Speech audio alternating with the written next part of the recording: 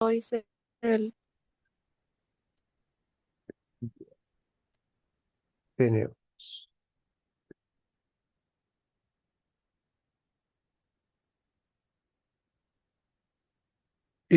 Tema A, sí dice, considere la siguiente información vinculada a el consumo de entradas. Dice, consumo de entradas a las partidas de fútbol de equipos locales, ¿sí? Que se desarrollan en el estadio único. Y lo primero que nos dice es, la elasticidad precio de la demanda es de menos 0,33, o sea que es inelástico. Si el precio de cada entrada es de 6.000 pesos y se desea aumentar su consumo en un 15%, calcule cuánto debería modificarse el precio de cada entrada a bueno, partido de fútbol de equipos locales para lograr ese objetivo. Entonces, vamos a ir por partes. Bueno, está hablando de la elasticidad precio de la demanda. La elasticidad precio de la demanda básicamente es en cuánto cambia la cantidad sobre la cantidad dividido la variación de precio sobre precio. Ahora, me dicen que lo que nosotros buscamos es desear aumentar el consumo en un 15%, o sea que todo esto que está aquí arriba es un 0,15, eso sería el 15%, sobre, ¿sí? La variación del precio, que es mi incógnita, pues no sé cuánto debería cambiar el precio, dividido el precio, que son los 6.000 pesos. Me dice que todo esto me da un 0,33, ¿sí? 0,33. 0,33 negativo, 0,33. Entonces la idea justamente aquí es despejar la variación del precio. Entonces me va a quedar 0,15 sobre menos 0,33, el cambio de lugar, va a ser igual a la variación del precio sobre 6.000. Y obviamente los 6.000 pasarían para acá multiplicando, ¿sí? Por el 0,15 sobre 0,33 en negativo. Entonces voy a tener que el 0,15 dividido entre 0,33 me da 0,45 periódico por 6.000. Ahí está. Es 2.727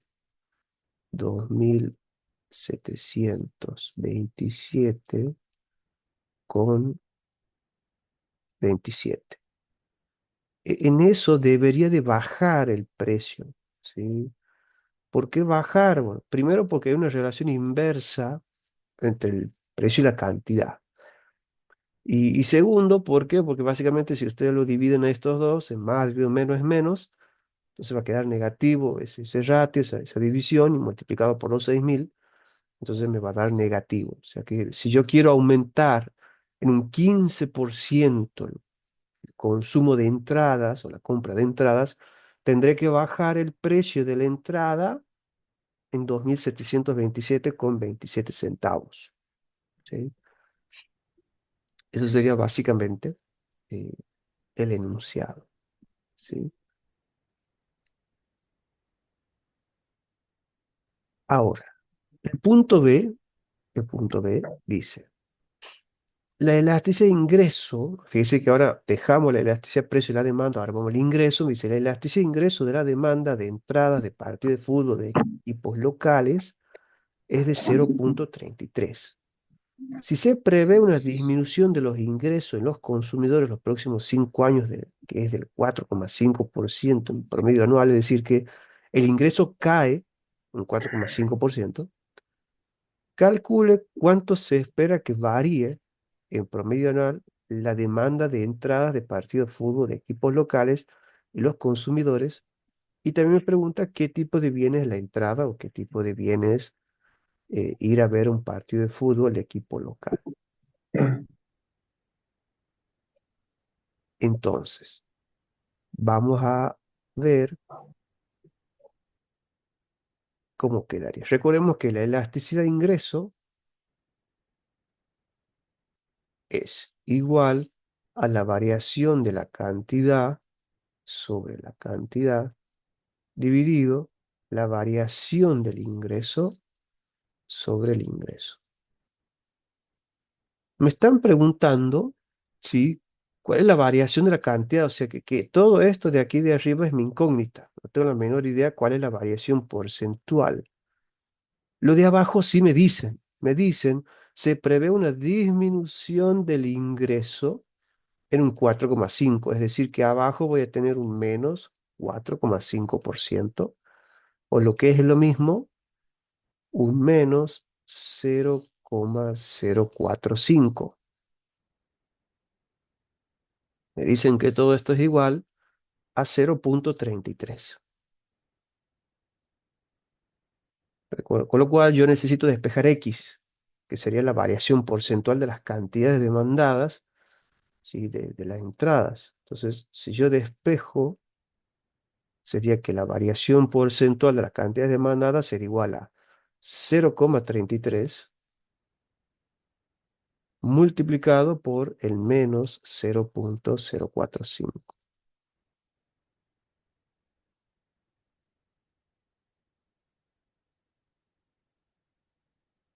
0,33 por 0,045.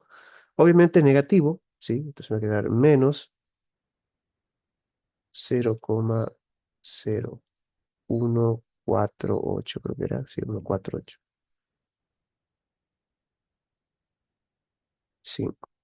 Entonces, si lo multiplico por 100 sería básicamente equivalente al 1,48%. ¿Sí? Negativo, obviamente. O sea que si yo disminuyo el ingreso de la gente, la cantidad demandada de entradas cae. Ahora, eso por un lado. La otra pregunta nos decía, bueno, ¿qué tipo de bien es? Bueno, como la elasticidad me está dando positiva, es un bien normal. Y como es menor a uno, es un bien normal y necesario.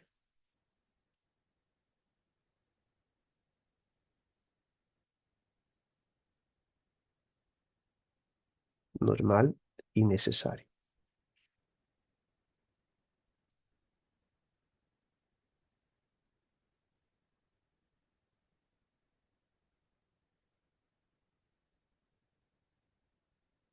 Y después tenemos, ¿qué nos dice? Finalmente, la elasticidad cruzada, recordemos que la fórmula de la elasticidad cruzada, elasticidad de XY, es igual a la variación de la cantidad demandada del bien X que analizamos nosotros sobre la cantidad del bien X, dividido la variación del precio del bien relacionado sobre el precio del relacionado. ¿Sí? Entonces, fíjese qué nos dice. Dice, finalmente, la elasticidad cruzada de la demanda de entradas de partidos de fútbol de equipos locales respecto al precio de las entradas de partidos de básquet de equipos locales. Pues, básicamente, estamos analizando la entrada a ver partido de fútbol versus la entrada de ver un partido de básquet. Nos dice que la elasticidad cruzada nos da 0,33 también. Si el precio de las entradas de partido de básquet aumenta en un 7%, ¿qué sucederá con las demandas de entrada de partido de fútbol y cómo son los bienes entre sí? O sea que la incógnita está arriba, no sé qué pasa, no sé cuál es el cambio porcentual de la cantidad demandada de entradas de fútbol. Pero lo de abajo me dicen que es un positivo 0,7, es decir, que las entradas de partido de básquet han aumentado en un 7% y que esto me da un 0,33. Si yo despejo X, me va a quedar 0,33 multiplicado por 0,07. Si yo resuelvo eso, me da un 0,231. 0,0231, a lo que es igual o equivalente a un 2,31%.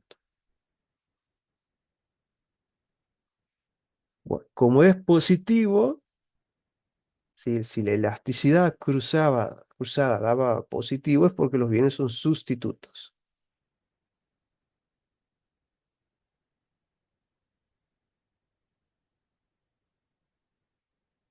Y esa es básicamente la respuesta a ese tipo de ejercicios.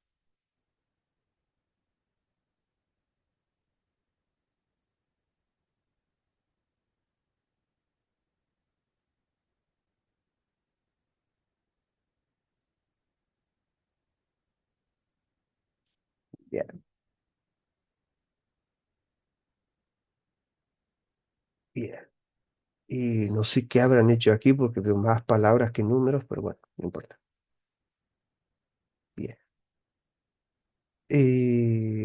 Aquí tenemos un gráfico que fíjense que es muy parecido a lo que habíamos visto en la cartilla, nada más que la cartilla nos daban funciones, ¿sí? Fíjense que nos dice la siguiente tabla presenta la cantidad de camisas que un taller de costura puede producir con una máquina de coser. Nos pide que completemos la tabla e interpretemos los resultados y después que grafiquemos los datos y señalemos las etapas de la producción que hay en este caso, ¿sí? Fíjense que tenemos L por un lado, yo lo voy a copiar por acá.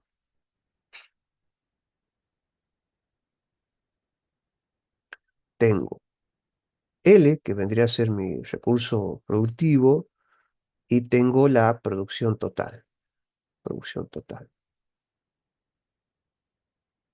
Me piden que calcule dos curvas, la del producto medio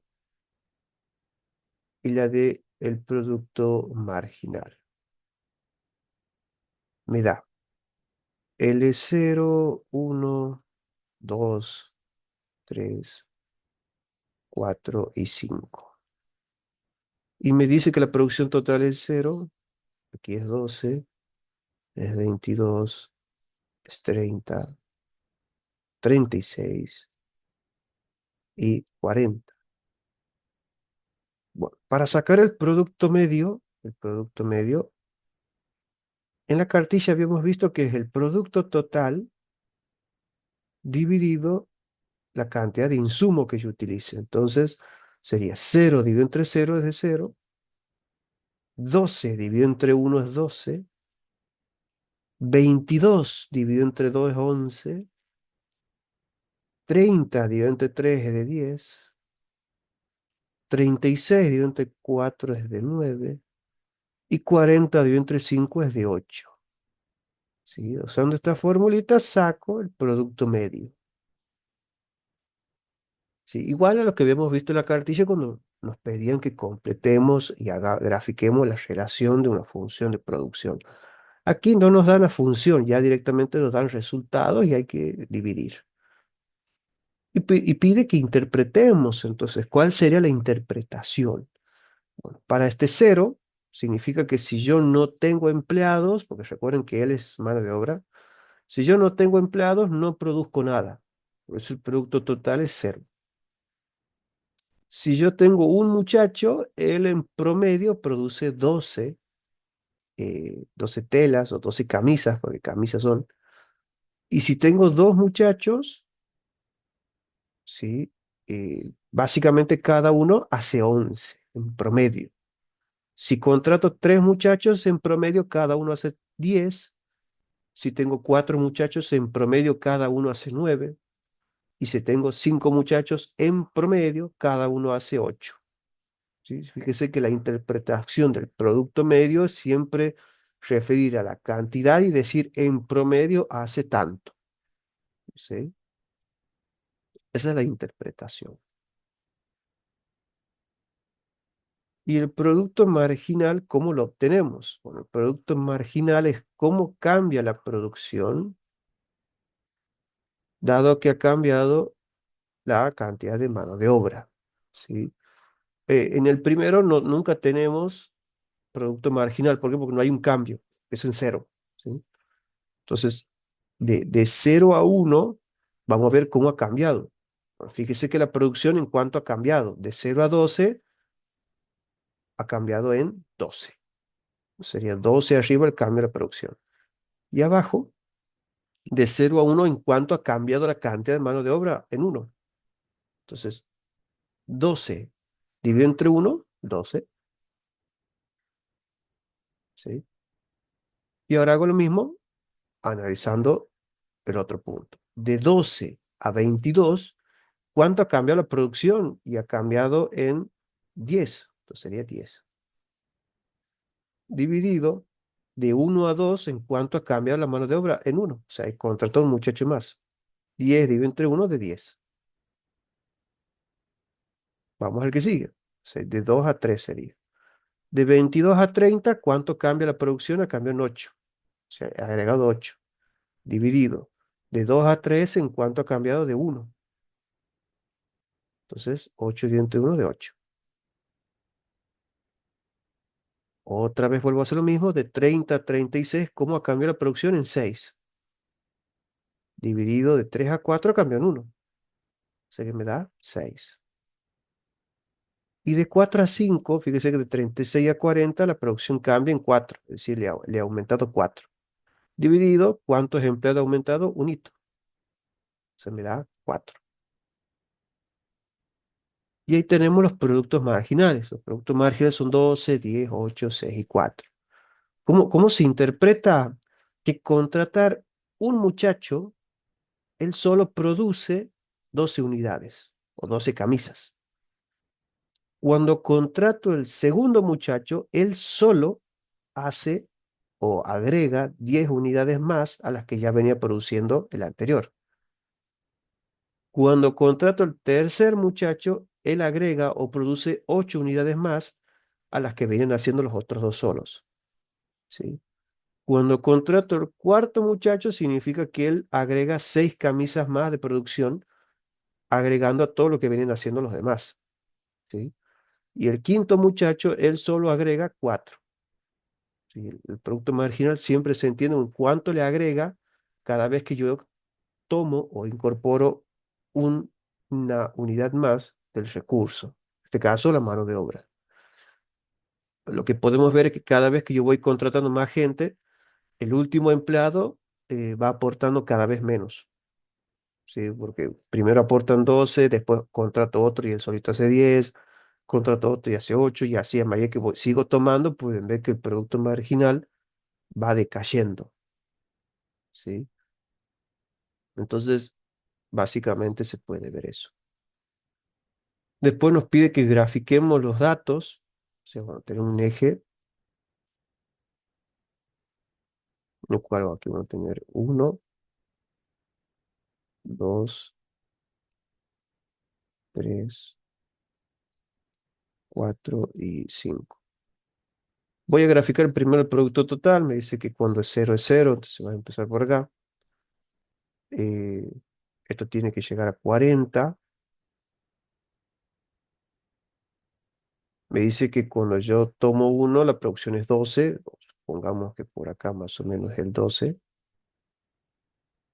Cuando tomo 2 es 22. Supongamos que es más o menos por acá. Cuando tomo 3 es 30. Con 4 es 36 y con 5 40. Entonces la función de producción total quedaría medianamente así. Producción total. Ahora gráfico del producto medio. Voy a hacerlo con otro color, o son rojo. Entonces para 0 aquí también empieza en 0. Para 1 es 12, entonces empieza va para acá. Para 2 es 11, entonces empieza a bajar un poquitito. Para 3 es 10. Para 4 es 9. Y para 5 es 8. O sea, básicamente el producto medio es así. Va bajando. Producto medio. Y la última, el producto marginal, la hago con otro color. Y fíjese que también va a empezar obviamente aquí en 0. Y para 1 es 12, entonces también choca por acá. para 2 es 10, ya es un poquitito más abajo, para 3 8, para 4 6 y para 5 4. Entonces, si yo lo uno, el producto marginal más o menos quedaría así, producto marginal. Bien, y ahí tendríamos el gráfico, ¿sí?, de las tres curvas de producto total, producto medio y producto marginal. Y este gráfico básicamente destaca lo que se llama la etapa 2 de la producción. Etapa 2.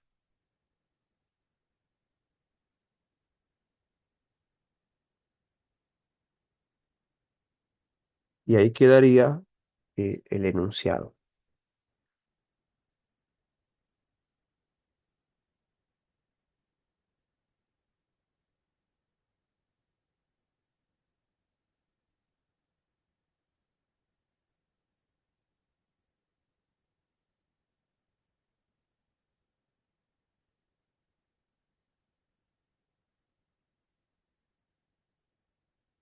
Bien.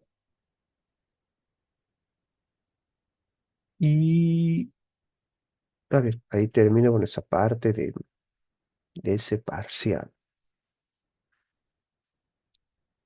Después, aquí hay otro que, a ver, ¿no es el mismo? No. A ver, fíjese que en este caso aquí hay otros múltiples choice que, bueno, ya enseguida les paso el Word con los múltiples resueltos, ¿sí? Y no lo he pasado porque la verdad que todos los que veo en el Word son los que están en el parcial y se repite bastante. Porque fíjese este, por ejemplo, que este es otro. Noten que los múltiples los múltiples choice son los mismos. ¿Se acuerdan que aquí el 8 dice si partimos de la asignación de bienes que se encuentran sobre la frontera por ser producción, entonces es posible conseguir una nueva asignación? Ese ya lo hemos visto. El 7 también, el 6 también, eh, el 5 también, que les daba 1,25 la tasa y que si ponían mal les daba 0,8. Fíjese que estos múltiples lo hemos hecho. Sí, la verdad que por ahí los profes lo repiten bastante. Lo único nuevo en este parcial es este ejercicio, donde vamos a leerlo porque es para pensar. Fíjese que dice, Panadería Choncha, dice, situado frente a la cancha del Club Mitre, utiliza 4 hornos de leña y 2 hornos eléctricos para producir tortillas y chipacos. La productividad marginal del horno a leña es de 25 tortillas, es decir, productividad marginal de horno, vamos a poner a leña, es de 25. Este ejercicio es muy parecido a uno que hemos visto en la cartilla, ¿sí? Y la productividad marginal del horno eléctrico, productividad marginal del horno eléctrico, es de 250 tortillas. El precio de alquiler del horno a leña, es decir, precio de L, es de 0,50. Y el precio de alquiler del horno eléctrico, si bien no se ve ahí, pero es 2,50. 2,50. Y la pregunta dice, ¿está Panadería Choncha utilizando los recursos de manera de minimizar los costos? Bueno, en la cartilla había un ejercicio así, nada más que decía la productividad marginal del trabajo es tanto, la productividad marginal del capital es tanto. Y lo que había que hacer era hacer productividad marginal del horno a leña sobre el precio de la leña, del alquiler del horno a leña, debería de ser igual a la productividad marginal del horno eléctrico sobre el precio del horno eléctrico. Entonces aquí sería 25. Vamos a ver si me da lo mismo, dividido entre 0,5, dividido 250 sobre 2,5. En el óptimo del productor, esas dos divisiones deberían dar lo mismo. 25 entre 0,5 me da 50, igual, y vamos a ver si aquello también me da 50. 250 entre 2,5 me da 100. Fíjense que no coincide. Entonces la respuesta a la pregunta es que no está minimizando los costos, ¿sí? Porque cuando uno minimiza los costos, lo que está haciendo es que su isocosto debería de coincidir con su isocuanta. En ese punto, en el óptimo del productor, la tasa marginal de sustitución técnica debería ser igual a la relación de precios que hay entre los dos insumos de producción, que se traduce en esto que vemos aquí, ¿sí? Al no ser iguales, obviamente no estamos en el óptimo, ¿sí? Lo que está queriendo decir aquí es que fíjese que el producto marginal del horno a leña da menos que lo del producto marginal del horno eléctrico. Entonces, si yo estoy aquí en horno eléctrico y leña, el punto donde yo estoy situado es más o menos por acá, donde estoy usando mucho horno eléctrico y poco de leña. ¿Mm? Yo que debería de hacer, usar más de leña, más hornos de leña. Así yo me voy a ir desplazando hasta llegar al óptimo. ¿Sí? En caso de que la pregunta le diga, bueno, ¿y qué se debería de hacer? Bueno, la empresa debería empezar a utilizar más el horno de leña, ¿sí? Así yo me acercaría más a el óptimo y de esa manera la productividad marginal del horno a leña sobre su precio va a coincidir con el producto marginal del horno eléctrico sobre su precio.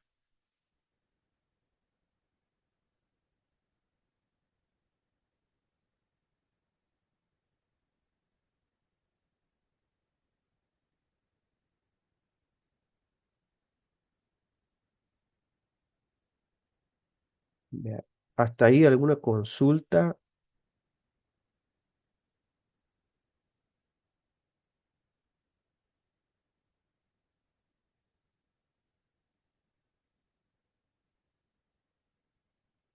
Bien,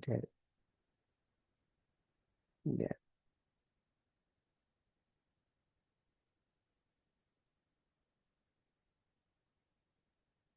bien, bien. Esperen un minutito. Me habían dicho por el preguntero. Aquí está. Bueno, vamos a ver algo del preguntero. Creo que ya lo tengo básicamente completo y se los paso, ¿sí? Se los paso.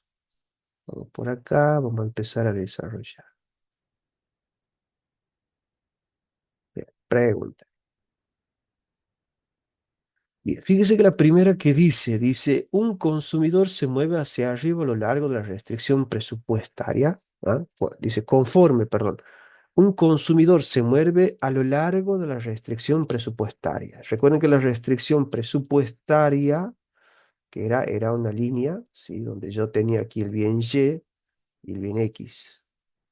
Esta es la restricción presupuestaria, donde cada punto sobre la restricción era la combinación de X y Y donde yo gasto todo mi ingreso, ¿sí? Entonces la pregunta me dice, conforme me mueva a lo largo, o sea, hacia arriba o hacia abajo en esta restricción, tengo que ver qué me dice las opciones. La primera me dice, el costo de oportunidad aumenta. No, porque el costo de oportunidad no tiene nada que ver con la restricción presupuestaria, ¿sí? Su ingreso y los precios relativos no cambian, sí, porque a medida que yo me muevo de un punto hacia otro es el mismo ingreso y la misma relación de precios, ¿sí? Pero sigo leyendo, me dice, su ingreso y costo de oportunidad aumentan, aquí costo de oportunidad no tiene nada que ver. Su ingreso disminuye, pero los precios no cambian, eso es falso, porque si el ingreso, por ejemplo, disminuye, si el ingreso disminuye, la recta presupuestaria se desplaza hacia adentro. Entonces esa no va, ¿sí? Ninguna de las anteriores, todas las anteriores. Obviamente en este caso, la B. ¿Sí? Si yo me muevo sobre mi misma recta presupuestaria, el ingreso no ha cambiado y los precios tampoco. ¿Sí? Luego dice, el costo de oportunidad se define como el máximo valor al que se renuncia para adquirir un bien. No. La mejor alternativa posible, no, porque solamente es una alternativa. La utilidad que yo sacrifico por elegir una alternativa A y despreciar una B, sí. El coste de oportunidad es cuánto yo tengo que dejar para aceptar otra cosa, ¿sí? El máximo ingreso alternativo de bienes y servicios no, porque realmente no miro el ingreso, sino cuánto realmente me cuesta dejar algo para tomar otra, ¿sí? Ninguna de las anteriores y todas las anteriores, bueno, obviamente la C es la correcta.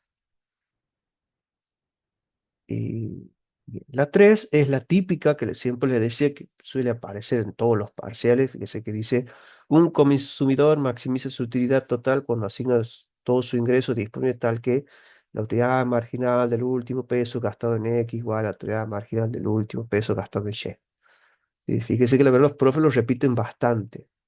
Y tengan cuidado que esto también hemos visto en varios modelos que aparece ese multiple choice.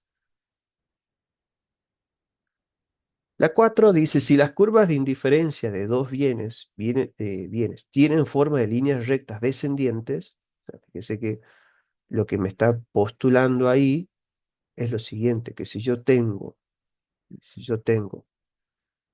curvas de indiferencia que son así descendientes, pero me aclara que son rectas, así, ¿qué característica tiene? Bueno, la tasa marginal es creciente, no. ¿Por qué? Porque tiene pendiente negativa.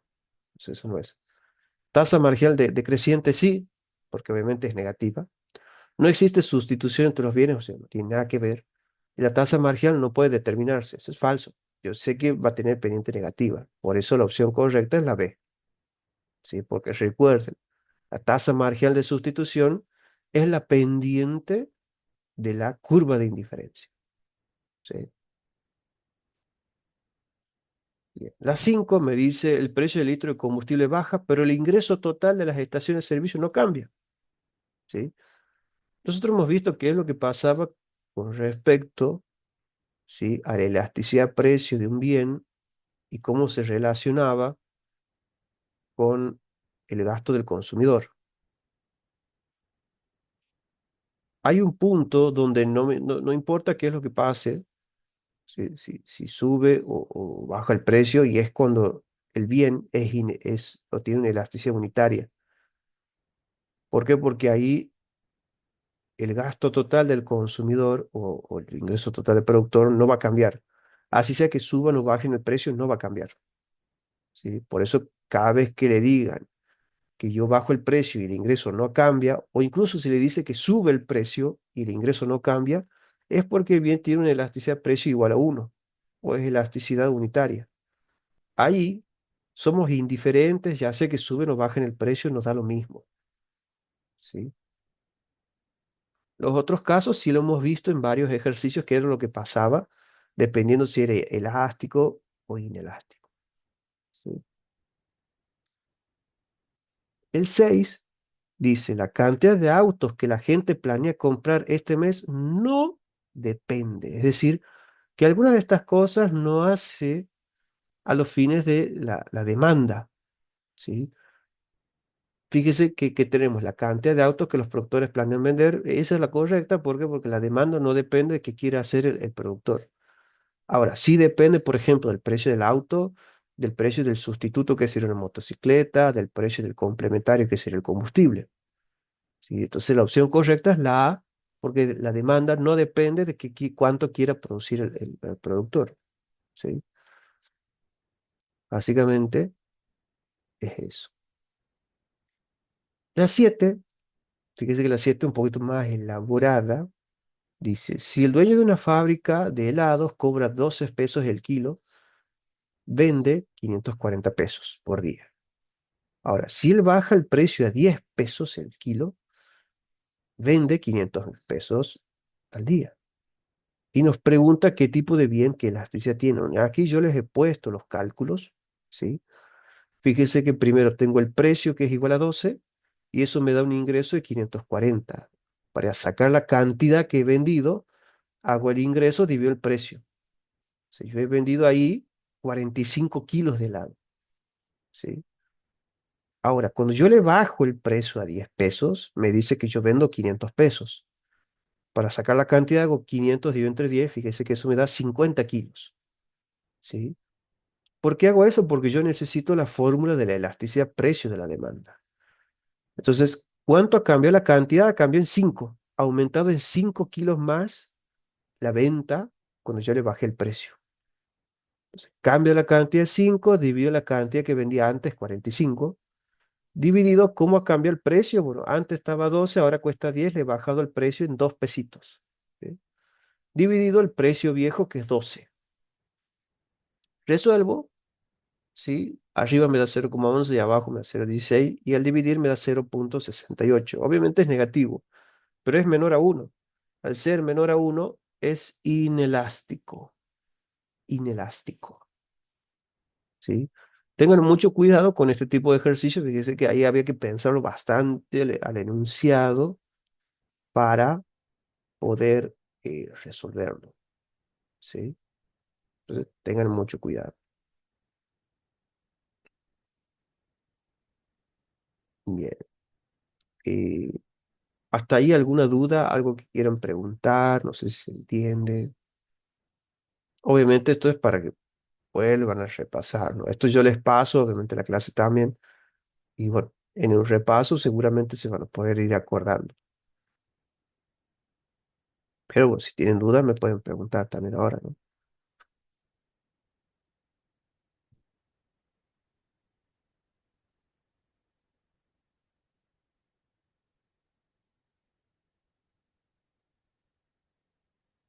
Bien. Bueno, después dice, bien, después dice, cuando aumenta la renta monetaria, aquí renta monetaria que es la restricción presupuestaria, ellos por ahí le cambian el nombre, pero es el mismo. Disponible para el gasto sin que varíen los precios de los bienes, es decir, precio X y precio Y, entonces los precios relativos de los bienes se mantienen constantes. Es como novedad, ¿sí? Como dice, bueno, si el ingreso aumenta y la relación de precios, es decir, precio de X sobre precio de Y sigue igual, entonces, ¿qué va a pasar? O sea, ¿qué pasa con los precios? Siguen igual, ¿eh? Se mantienen. No van a cambiar los precios porque a mí me aumenten el sueldo. Eso es básicamente lo que estamos diciendo, ¿sí? Bien. La 9 después me dice, un precio mínimo en la leche provocará un exceso de la demanda, cantidad ofrecida es mayor a las demandadas. eh,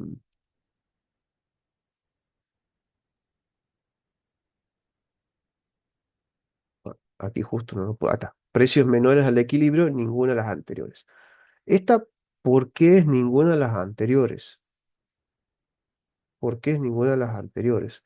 Tienen que tener cuidado, si bien un precio mínimo sí puede afectar al mercado, ¿sí? Porque un precio mínimo, pero ojo, va a afectar en el mercado. Primero vamos a ver qué era un precio mínimo. Si se corta, se va a cortar, ingresa en el mismo link, ¿sí? Así vemos esto que es importante. Mientras yo voy a hacer el grafiquito aquí de la demanda y aquí tenemos una situación de equilibrio. Tenemos precio de equilibrio y una cantidad de equilibrio.